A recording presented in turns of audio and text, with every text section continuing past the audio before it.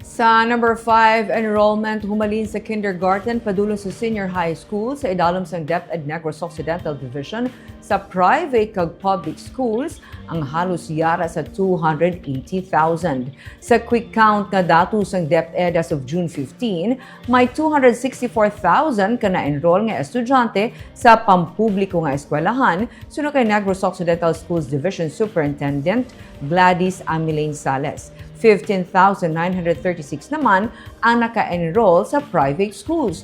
Kung ipangit sa datos sa nagligad nga school year, suno kay Sales, hindi maglayo ang datos. Mga 280,000 ang nagpa-enroll sa 2025-2026 nga school year. Suno kay Sales, ang trend ganamutika nila karon ang mga declining o kung nagapanubo ang kadamuon sang nagapa-enroll. Mahimo dalaman sang paglubo sang population.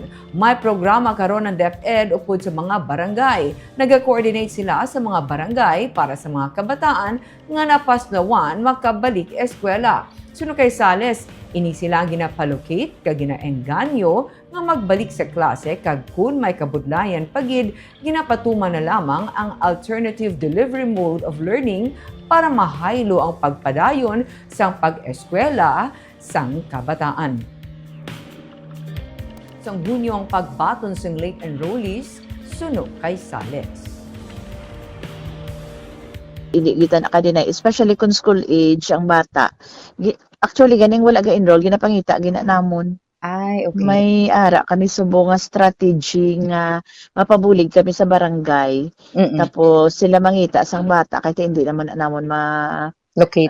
oo, kahit may mga obra ang teachers so sila na to mangita kay balaan na nila ilang mga constituents. Tapos sila madulong sa school or pwede man i-arrange ang alternative delivery mode.